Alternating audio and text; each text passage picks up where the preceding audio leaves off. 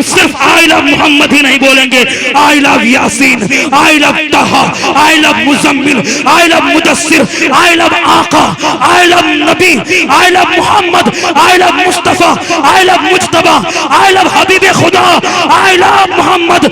राहत इंदौरी, इंदौर का एक शायर था, उसने राहत इंदौरी ने क्या कहा था, मैं अगर 7 समंदर भी निचोड़ूं राहत मोहम्मद कई एक मीम लिख नहीं सकता, ज़मज़मो कौसरो तस्नीम नहीं लिख सकता, या नबी आपकी ताज़ीम नहीं लिख सकता, और मैं अगर 7 समंदर भी निचोड़ूं राहत आपके नाम की एक मीम नहीं लिख सकता। सुभान अल्लाह। जिनकी विलायत में कोई शक व शुबा नहीं। हुजूर गौसे आजम के बारे में कहा गया वो मादरजाद वली थे, यानी अपनी माँ के पेट से वली बन के तशरीफ लाए। बोले सुभान अल्लाह। अज़ीज़ान मिल्लत इस्लामिया, आला हजरत अजीमुल बरकत मुजद्दिद दीन व मिल्लत अशा इमाम अहमद रजा खान अलैहि रहमतुर रहमान इरशाद फरमाते हैं, वाह क्या गौस है मर्तबा बाला तेरा। बोलिए सुभान अल्लाह। वाह क्या गौस है मर्तबा बाला तेरा, ऊंचे ऊंचों के सरों से कदम आला तेरा, और सर भला क्या कोई जाने कि है कैसा तेरा, सर भला क्या कोई जाने कि है कैसा तेरा, औलिया मलते हैं आंखें वो है तलवार तेरा। सुभान अल्लाह। हक है क्या कहने, बहुत हो बहुत। ये हुजूर गौसे आजम की शख्सियत है, ये हुजूर गौसे आजम की जात है कि औलिया किराम अपने वक्त के बड़े बड़े अकाबिर औलिया किराम हुजूर गौसे आजम के पांव के तलवे से अपनी पेशानी को टच करते हैं, अपनी पेशानी को मस करते हैं, अपनी पेशानी को लगाते हैं, यानी सर का सबसे अफजल तरीन हिस्सा, सर का सबसे अच्छा हिस्सा वो पेशानी जो अल्लाह के आगे झुकती है, वो पेशानी जो बड़े बड़े उलमाए किराम के आगे खम होती है, वो पेशानी को औलिया किराम हुजूर गौसे आजम के कदमों से लगा के मलते हैं। तो हुजूर गौसे आजम की अजमत का अंदाजा कौन लगा सकता?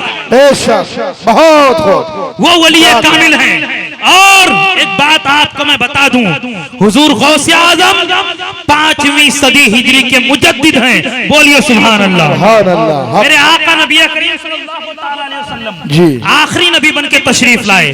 हजरत आदम अलैहिस्सलाम, हजरत ईसा अलैहिस्सलाम, हजरत मूसा अलैहिस्सलाम, हजरत ज़करिया अलैहिस्सलाम, हजरत हूद अलैहिस्सलाम, हजरत लूत अलैहिस्सलाम, कमोबेश 1,24,000 अंबिया किराम मेरे आका से पहले तशरीफ लाए। मेरे आका आखिरी नबी बन के तशरीफ लाए। मेरे आका के बाद अब कोई नया नबी इस दुनिया में तशरीफ लाने वाला नहीं, कोई नया नबी इस दुनिया में आने वाला नहीं।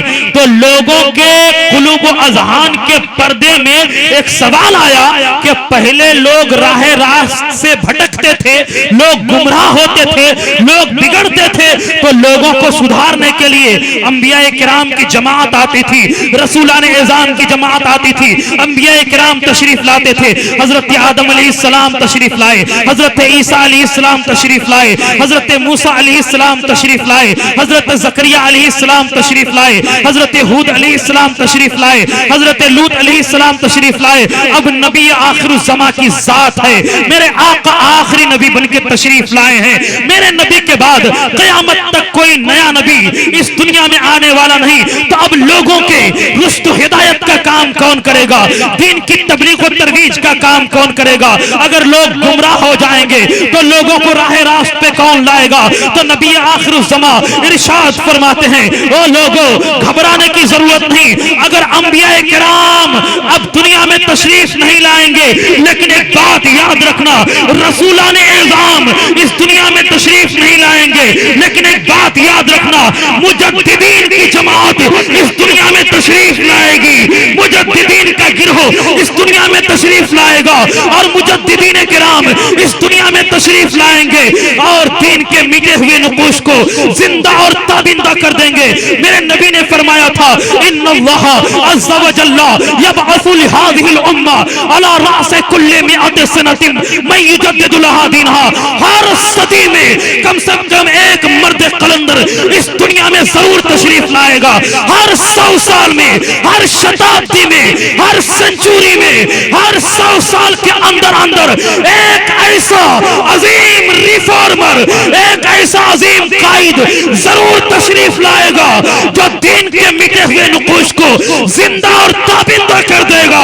हर दौर में उठते हैं यजीदी फितने, हर दौर में उठते हैं यजीदी फितने, हर दौर में शब्बीर जन्म लेता है। सुभान अल्लाह। नारे तकबीर, नारे तकबीर, नारे रिसालत, नारे रिसालत। फैजाने गौतुल वरा, फैजाने मखदूमे सिमना, फैजाने सरकारे मुहिब्बा, उलमाए अहले सुन्नत। नारे तकबीर, नारे रिसालत। वाह भाई क्या कह। अंबिया किराम की आमद का सिलसिला मुनक़ता हो गया।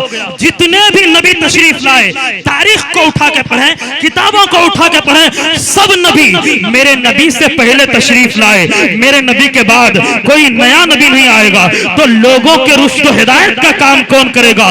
दीन की तबलीग और तरवीज का काम कौन करेगा? तो मेरे आका ने फरमाया घबराना नहीं, अल्लाह तबारक व तआला इस उम्मत को बेयारो मददगार नहीं छोड़ेगा। हर 100 साल के अंदर अंदर कम से कम एक मर्द कलंदर जरूर तशरीफ लाएगा। और जिनके नाम से इस महफिल पाक का इनेकाद हुआ है, जिनके नाम से यह महफिल मुनाकिद हुई है, हुजूर गौसे आजम वो 5वीं सदी हिजरी के मुजद्दिद हैं। मेरे गौसे आजम मुजद्दिद बनके इस दुनिया में तशरीफ लाए और करामात के जरिए दीन की तबलीग और तरवीज का काम करके दुनिया को सुभान अल्लाह। हक है, हक है। क्या दबे, क्या दबे जिस पे हिमायत का हो पंजा तेरा, शेर को खतरे में लाता नहीं कुत्ता तेरा। ओ लोगों, तारीख का एक बहुत ही सुनहरा पेज पलटने जा रहा हूं आपके सामने। तारीख का बहुत ही प्यारा वर्क आपके सामने पेश करने जा रहा हूं। जरा तवज्जो से सुनिएगा। नबियों की आमद का सिलसिला मुनक़ता हो गया, लेकिन क़यामत तक अंबिया किराम की आमद का सिलसिला मुनक़ता हो गया। लेकिन मुजद्दिदीन इस दुनिया में जरूर भी जरूर तशरीफ लाएंगे जो दीन की तबलीग और तरवीज का काम करेंगे, जो दीन के नश्र व इरशाद का काम करेंगे। मेरे आका ने फरमाया इन्नल्लाह अज़्ज़ा व जल्ला यबअसु लिहाज़िहिल उम्मा अला रासे कुल्लि मिअति सिनतिन मन युजद्दिदु लहा दीनहा। हर सदी में कम से कम एक मर्द कलंदर जरूर तशरीफ लाएगा, एक मुजद्दिद इस दुनिया में जरूर तशरीफ लाएंगे। मेरे आका की हदीस पाक के चैप्टर के मुताबिक अगर हम पहली सदी पे नजर डालते हैं तो पहली सदी के मुजद्दिद हजरत उमर इब्न अब्दुल अजीज अलैहि रहमा है। दूसरी सदी के मुजद्दिद हजरत इमाम अहमद बिन हंबल अलैहि रहमा है। तीसरी सदी के मुजद्दिद शेख अबुल हसन अशअरी अलैहि रहमा है। चौथी सदी के मुजद्दिद काजी अबू बकर बाकिलानी अलैहि रहमा है। पांचवी सदी के मुजद्दिद पीर पीरा मीर मीरा कुतुब रब्बानी शहबाज लामकानी गौसे समदानी सैयदना शेख अब्दुल कादिर जिलानी हुजूर गौसे आजम बड़े पीर दस्तगीर अलैहि रहमा है। छठी सदी के मुजद्दिद अताए रसूल सुल्तानुल हिंद मुइनुल मिल्लत व दीन वल हक हुजूर ख्वाजा गरीब नवाज मोइनुद्दीन चिश्ती अजमेरी अलैहि रहमा है। सातवीं सदी के मुजद्दिद ख्वाजा निजामुद्दीन औलिया अलैहि रहमा है। आठवीं सदी के मुजद्दिद ख्वाजा शमसुद्दीन इब्न जज़री अलैहि रहमा है। नवीं सदी के मुजद्दिद इमाम जलालुद्दीन सयूती अलैहि रहमा है। 10वीं सदी के मुजद्दिद शेख अब्दुल हक मुहद्दिस देहलवी अलैहि रहमा है। 11वीं सदी के मुजद्दिद अल्फसानी शेख अहमद सरहंदी अलैहि रहमा है। 12वीं सदी के मुजद्दिद अल्लामा अब्दुल अली फरंगी महली अलैहि रहमा है। 13वीं सदी के मुजद्दिद अल्लामा अब्दुल कादिर कादरी बरकाती बदायूनी अलैहि रहमा है। और 14वीं सदी के मुजद्दिद आला हजरत अजीमुल बरकत मुजद्दिद दीन व मिल्लत अशा इमाम अहमद रजा खान अलैहि रहमतुर रहमान है। 10 शव्वाल मुकर्रम 1272 हिजरी 14 जून 1856 ईस्वी बरोज हफ्ता बवक्त ज़हर बरेली शरीफ के मोहल्ला जसोली की सरजमीन पे पैदा होने वाले 14वीं सदी के मुजद्दिद ने 14वीं के चांद की तरह शान मुजद्दिदियत में ताबा होकर के कुफ्र और शिर्क और जहालत और गुमराही की तनी हुई तमीज चादर को चाक करने में अहम किरदार अदा फरमाया है। आला हजरत की तहकीकी तसनीफी तजदीदी खिदमात को देखकर दुनिया पुकार उठी। वादी रजा की कोहे हिमाला रजा का है, वादी रजा की कूहे हिमाला रजा का है, जिस समत देखिए वह इलाका रजा का है। अगलों ने तो लिखा है बहुत इल्म दीन पर, जो कुछ है इस सदी में वह तन्हा रजा का है। और सब उनसे जलने वालों के गुल हो गए चिराग, सब उनसे जलने वालों के गुल हो गए चिराग। अहमद रजा की शम्मा फिरोजा है आज भी। सुभान अल्लाह, नारे तकबीर, नारे तकबीर, नारे रिसालत। उलमाए सुन्नत, फैज़ाने गौसुल वरा, फैज़ाने मखदूमे सिमना, फैज़ाने सरकारे मुहिब्बा, नारे तकबीर, नारे रिसालत। हर सदी में अल्लाह ताला इस उम्मत को बेयार और मददगार नहीं छोड़ेगा। हर सदी में कम से कम एक मुजद्दिद का ज़ुहूर सुदूर जरूर होगा, जो दीन के मिटे हुए नकूश को जिंदा और ताबिंदा करेंगे। पहली सदी के मुजद्दिद हैं हजरत उमर इब्न अब्दुल अजीज अलैहिर्रहमा। उनकी जिंदगी को आप पढ़िए, उनकी सवाने हयात को आप पढ़िए तो पता चलेगा हजरत उमर इब्न अब्दुल अजीज ने तजदीदी कारनामा अंजाम दिया। आज जो हम खुतबे में कुरान की एक आयत पढ़ते हैं, इन्नल्लाह यामुरु बिल अदल वल इहसान व इताइ ज़िल कुर्बा व यनहा अनिल फहशाई वल मुनकरि वल बग़य, ये आयत पहले जुमे के खुतबे में नहीं थी। हजरत अली को गालियां दी जाती थी मिंबर पे खड़े होके, हजरत अली की बुराइयां की जाती थी मिंबर पे खड़े होके। हजरत उमर इब्न अब्दुल अजीज ने उन अल्फाज को रिमूव कराया खुतबे से और कुरान मुकद्दस की आयत उन्होंने डाली है। ये हजरत उमर इब्न अब्दुल अजीज का तजदीदी कारनामा है, पहली सदी के मुजद्दिद। पहले जो खलीफा होता था उनके लिए एक नौकर फज्र के वक्त और ईशा के वक्त लैंप लेकर के आगे आगे चलता था। जब वो मस्जिद जाते थे हजरत उमर इब्न अब्दुल अजीज ने इसको बंद करा दिया। पहले के खुलाफा की अगर तारीफ की जाती थी तो शोरा को बैतुल माल से इनाम दिया जाता था। हजरत उमर इब्न अब्दुल अजीज ने फरमाया ये बैतुल माल गरीबों का हक है, अगर कोई खलीफा की तारीफ करता है उसको बैतुल माल से टैक्स के रुपए से या ज़कात के रुपए से उसको हक नहीं दिया जाएगा, ये गरीबों का माल है। आज के नेता को, आज के मेंबर को, आज के प्रधान को, आज के एमपी और एमएलए को दर से इबरत लेना चाहिए। हजरत उमर इब्न अब्दुल अजीज ने फरमाया कि जो अगर खलीफा की कसीदा खानी करेगा, उसकी तारीफ करेगा, उसको बैतुल माल से रुपए नहीं दिया जाएगा, वो चाहे तो अपने जेब से दे, अपने पॉकेट से दे। आज अगर कोई उनकी कसीदा खानी करता है, तारीफ करता है, गवर्नमेंट के पैसे से शायर को तनख्वाह दी जाती है, उनकी तारीफ करने वालों को रुपए दिया जाता है। वो लोगों, हजरत उमर इब्न अब्दुल अजीज ने इस काले कानून का दरवाजा बंद करके पहली सदी में दिखलाया था और बताया था कि हुकूमत करने का यह तरीका है जो मैंने हुकूमत।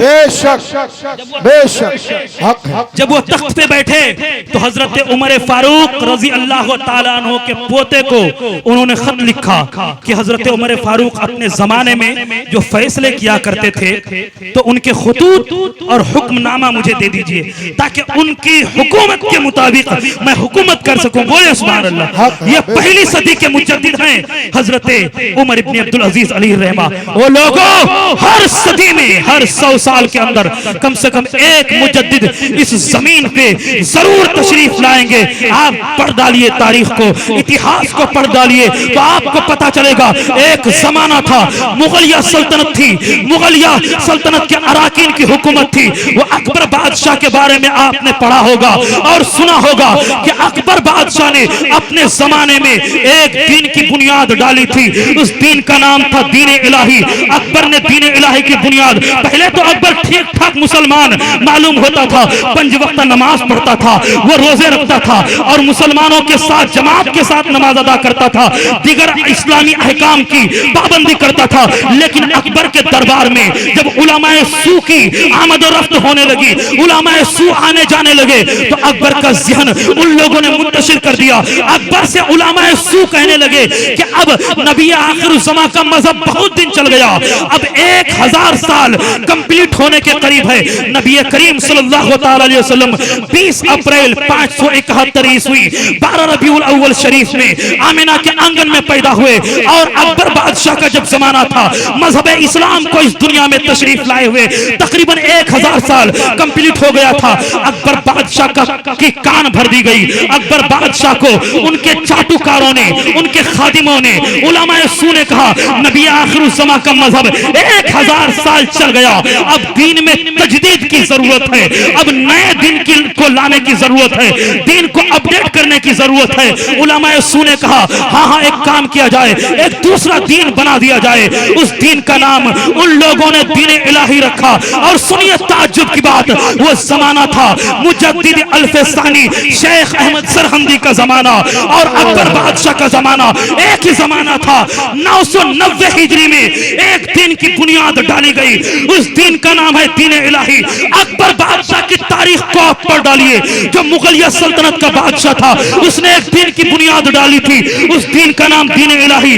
दीन इलाही में क्या हुआ था, दाढ़ी काटने के ताल्लुक से हदीस गढ़ी गई थी, एक नया कलमा लॉन्च किया गया था, ला इलाहा इल्लल्लाह मुहम्मदुर रसूलुल्लाह। यह कलमा पुराना हो गया, एक नया कलमा उलमाए सू ने लॉन्च किया था, ला इलाहा इल्लल्लाह अकबर खलीफतुल्लाह। यह कलमा लोगों के सामने पेश किया गया और लोगों को ताकीद तलकीन की गई कि अब ये नया कलमा पढ़ो, नया दिन आ गया है। सूअर के गोश्त को हलाल कर दिया गया था, माज़अल्लाह सदबार माज़अल्लाह। जुआ खेलने को हलाल कर दिया गया था।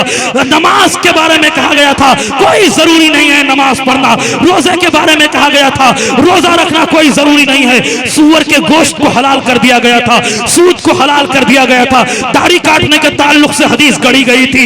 एक सबसे बड़ी बात, एक नया कलमा लॉन्च किया गया था, ला इलाहा इल्लल्लाह अकबर खलीफतुल्लाह।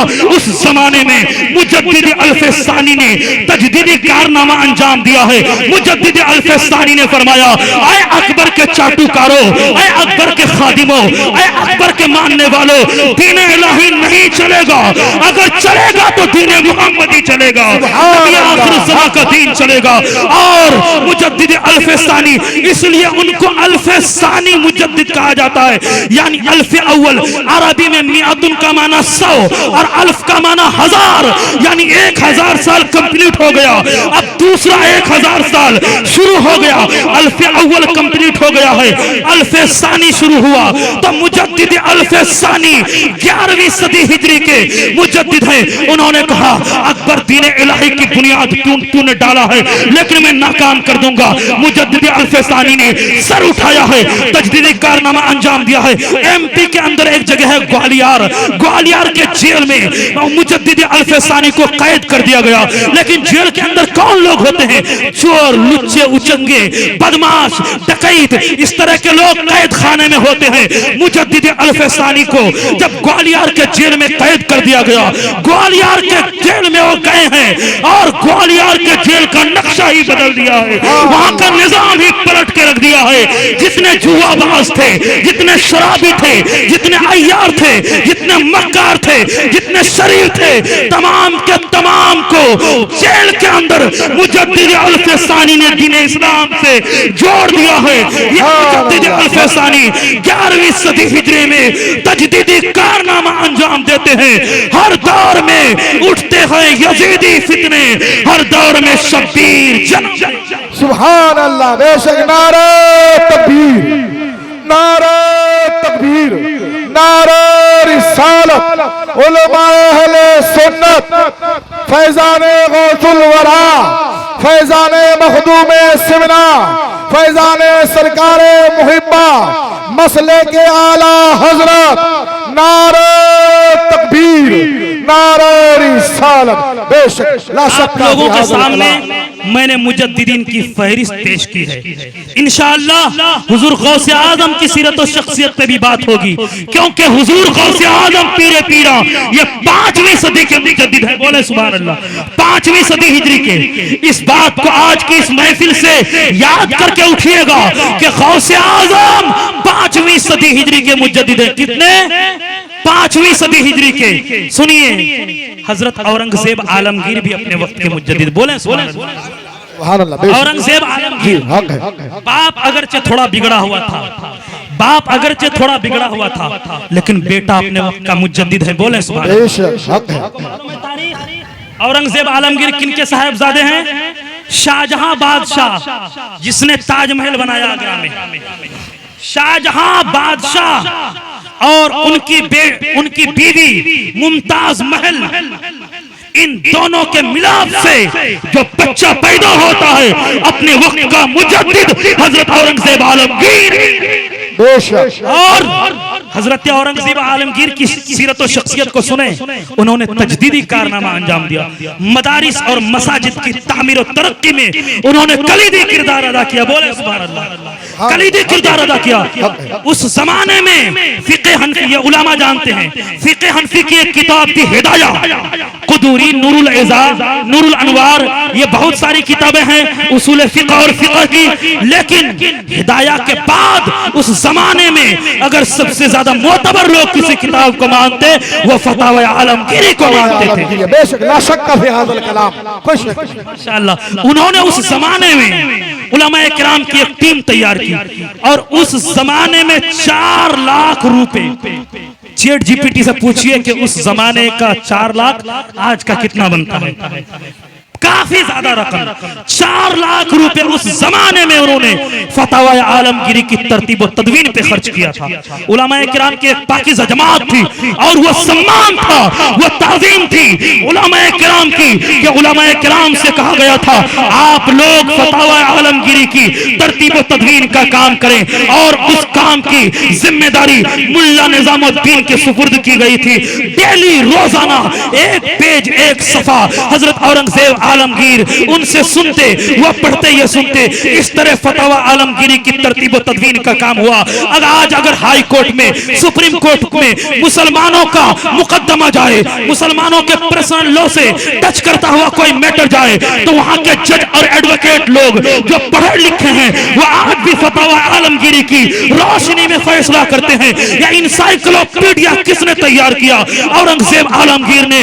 और सुनिए, औरंगजेब आलमगीर अपने वक्त के राजा थे, मुगलिया सल्तनत के बादशाह थे, लेकिन शायद आपको ताज्जुब हो कि औरंगजेब आलमगीर एक पैसा हराम का नहीं लेते थे। आज अगर हम बिगड़ रहे हैं, हम बर्बाद हो रहे हैं, इसलिए कि हमने हलाल और हराम की तमीज को खो दिया है। हम दौलत कमाने के चक्कर में, हम मालो मता कमाने के चक्कर में, हम रुपए पैसे कमाने के चक्कर में, ये मोटिवेशनल स्पीकर की बातें सुन सुन के लीगल और इलीगल की तमीज को खो के जो हमने शीश महल को खड़ा किया है, ये तमाम बुराइयों की जड़ें हैं, ये हराम की कमाई। आज अगर हमारी कोख से कोई अच्छी औलाद पैदा नहीं हो रही है, तो इसमें गलती हमारी है, दोष हमारा है, इसलिए कि हम हराम की कमाई खिला के उसको पाल रहे हैं। तो कल तो बच्चा बिगड़ेगा ही, हमें तो लात मार के घर से निकालेगा ही। लेकिन औरंगजेब आलमगीर की सीरत, औरंगजेब आलमगीर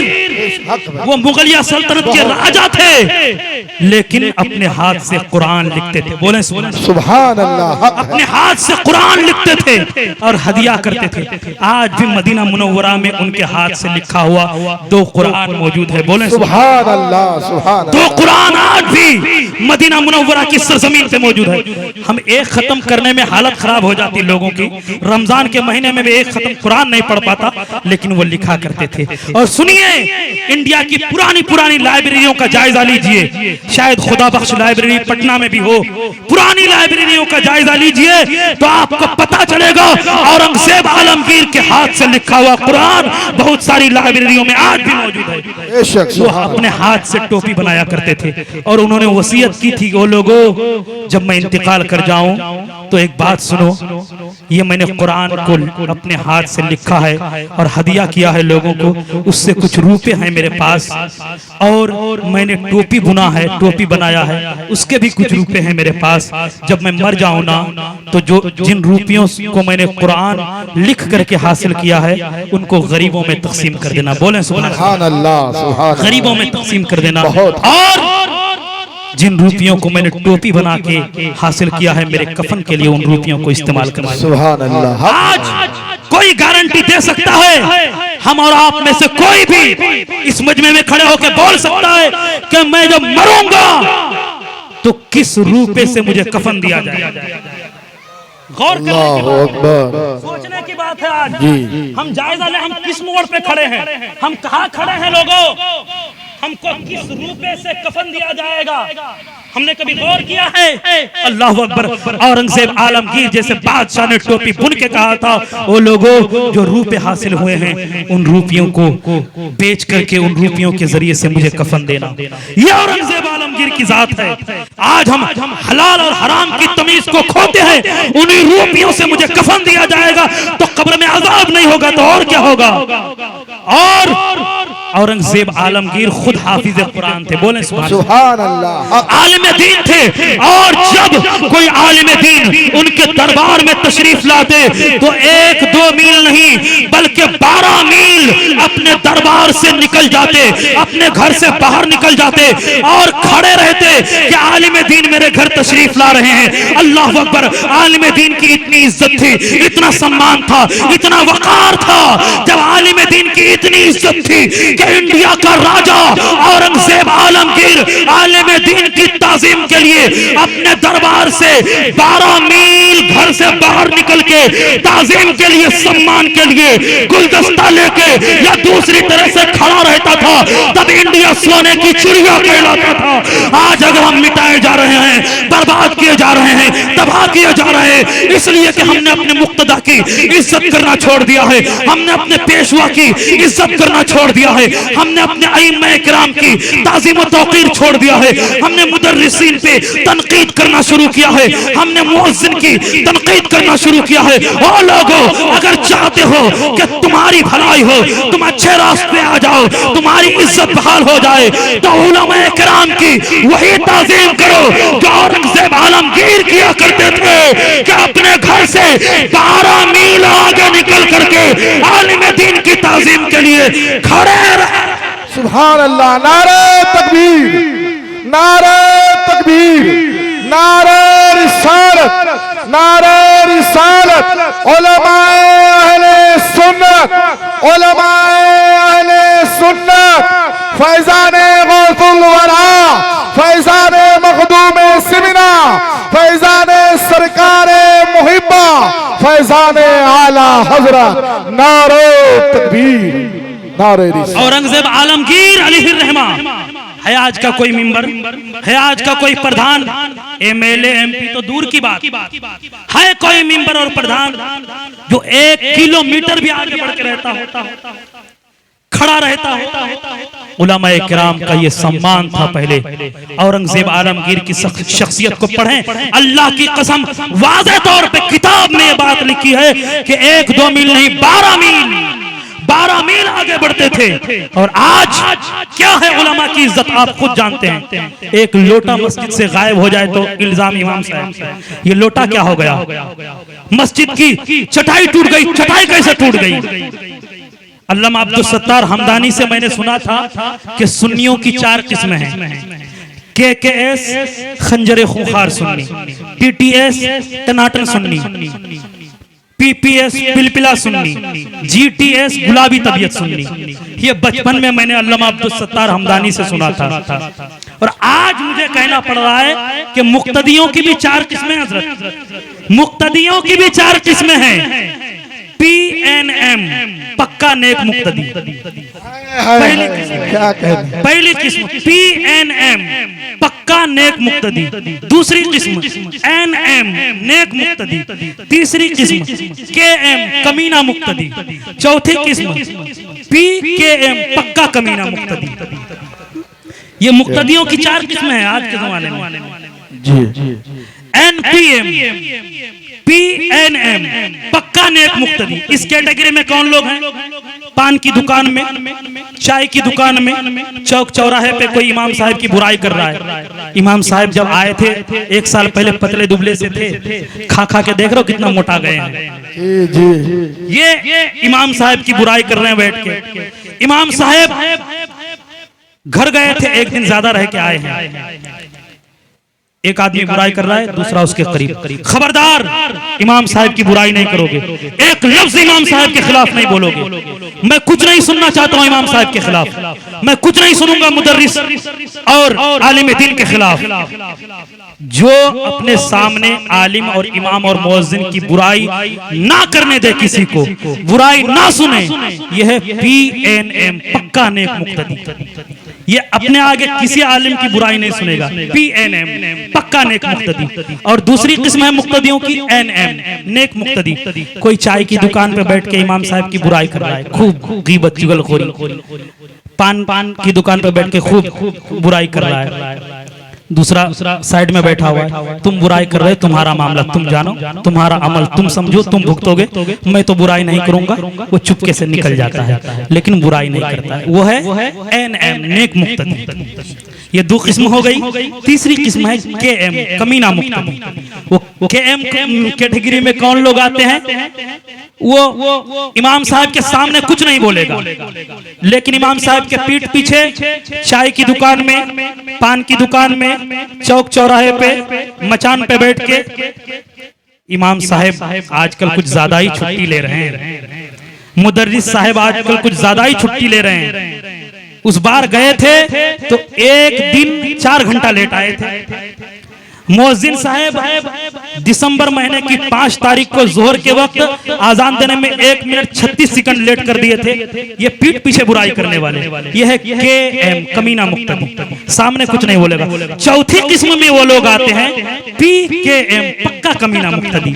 वो पीठ पीछे भी बुराई करते हैं और सामने भी। इमाम साहब क्या बात है, लगता है छुट्टी करनी पड़ेगी आपकी, बहुत ज्यादा छुट्टी ले रहे हैं आप। 10 साल पहले, 10 महीने पहले आए थे तो पतले से थे, खा खा के मोटा गए हैं। यहाँ का खाना असर कर गया, घर का खाना असर नहीं करता था। ये सामने भी बुराई करता है। निकाह पढ़ाने जा रहे हैं इमाम साहब, आज तो आपका जुगाड़ हो गया, जेब गरम है आज। ये सामने बोलने वाले, ये PKM, पक्के कमीने मुक्तदी।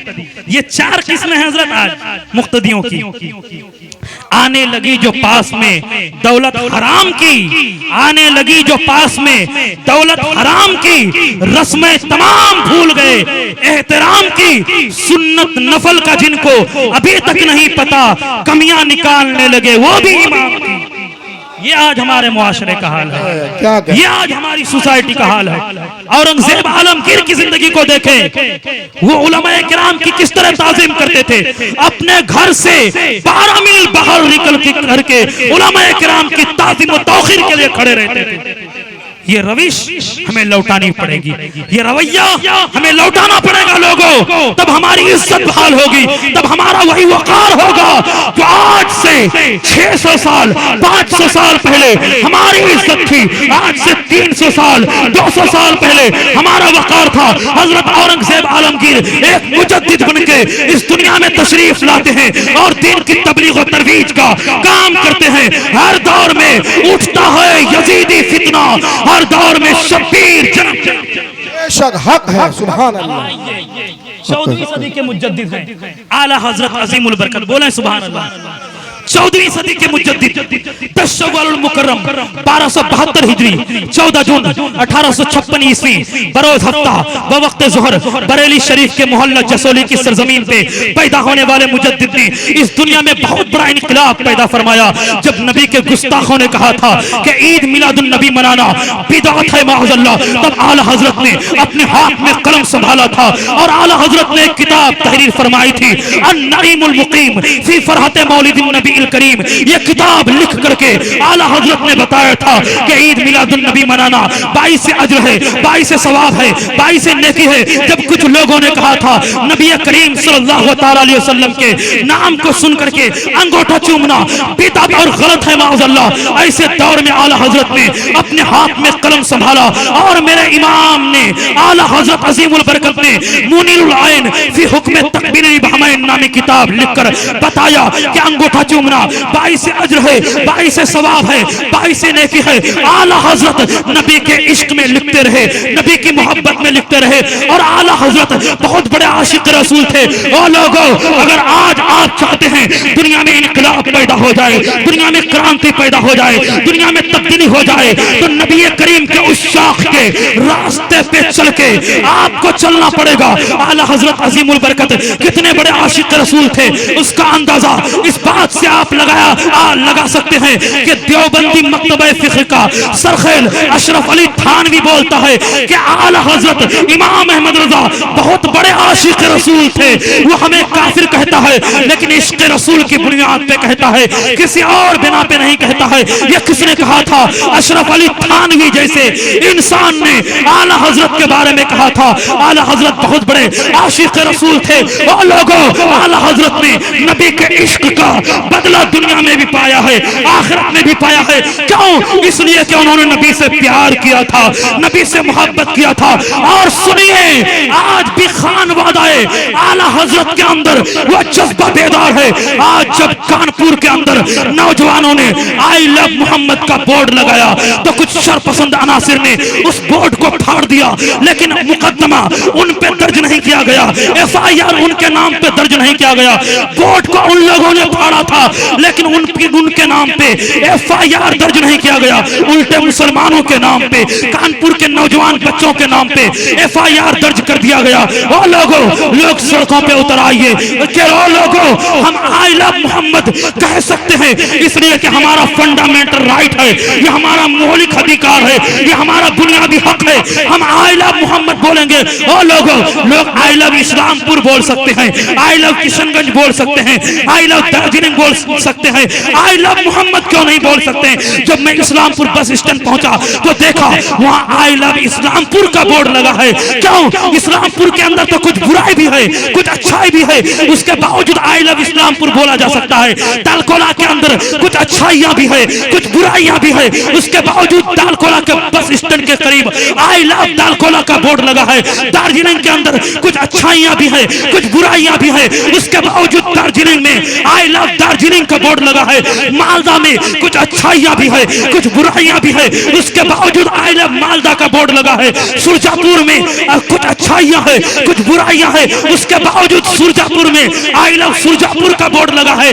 अरे इन शहरों में कुछ अच्छाइयां भी, कुछ बुराइयां भी, लेकिन अच्छाइयों को समेट के रखने वाले, बुराइयों को इग्नोर करने वाले आई लव दालकोला बोलते हैं, आई लव इस्लामपुर बोलते हैं, आई लव किशनगंज बोल सकते हैं, आई लव दार्जिलिंग बोल सकते हैं। इन शहरों में बुराई भी है, अच्छाई भी है, लेकिन मेरे आका में, मेरे नबी में, दानाए गुयूब में, मुनज़्ज़ानिल गुयूब में एक भी बुराई नहीं थी, एक भी कमी नहीं थी। तो अगर हमने आई लव मोहम्मद का बोर्ड लगा दिया है तो हमने कौन सी बुराई कर दिया है, हमने कौन सा जुर्म कर दिया है? सुन, हम सिर्फ आई लव मोहम्मद ही नहीं बोलेंगे, I love Yasin, I love Taha, I love Muzammil, I love Mudassir, I love आका, आई लव नबी, I love Mohammed, I love Mustafa, I love Mujtaba, I love हबीब खुदा, आई लव मोहम्मद।